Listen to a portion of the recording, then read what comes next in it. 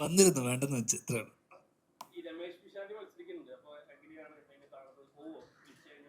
പിന്നെ രമേശൻ നമ്മുടെ സുഹൃത്തല്ലേ, തീർച്ചയായിട്ടും.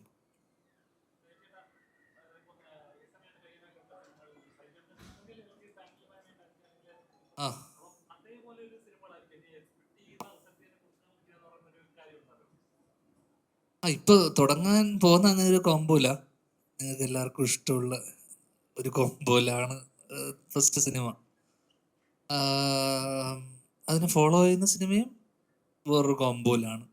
അപ്പോൾ അങ്ങനെയുള്ള മെയിൻ സ്ട്രീം ആൾക്കാരെ വെച്ചിട്ട് തന്നെയുള്ള, പക്ഷെ ആദ്യം ചെയ്യാൻ പോകുന്നത് നിങ്ങളുടെ എല്ലാവരുടെയും ഒരു ഫേവറേറ്റ് കോമ്പോയിലുള്ള ഒരു സിനിമയായിരിക്കും, ഹ്യൂമർ.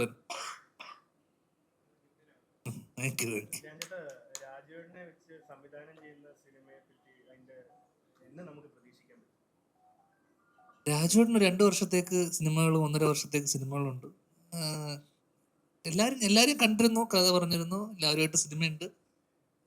അതിങ്ങനെ വഴി വരും, ഞാൻ അനൗൺസ് ചെയ്യുമ്പോൾ അറിയാലോ. ആ ആ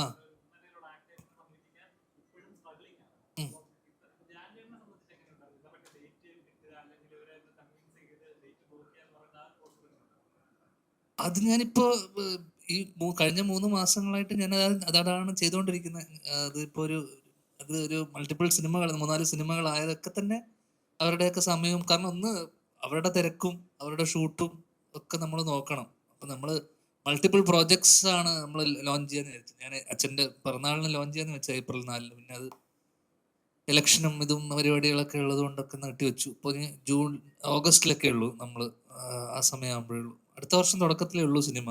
അപ്പോൾ ലോഞ്ച് ചെയ്തിട്ടും പ്രത്യേകിച്ച് കുറേ സിനിമകൾ ലോഞ്ച് ചെയ്തുകൊണ്ടും വലിയ കാര്യമൊന്നുമില്ല. പിന്നെ നമ്മൾ ബാക്കിയുള്ള കാര്യങ്ങളൊക്കെ വെച്ചുകൊണ്ട് നമ്മൾ ചെയ്യാമെന്ന് വിചാരിച്ചു. എല്ലാം പല പല ഡയറക്ടേഴ്സ് നമ്മുടെ കൂടെയുള്ള തന്നെയുള്ള പലരുടെയൊക്കെ സിനിമ.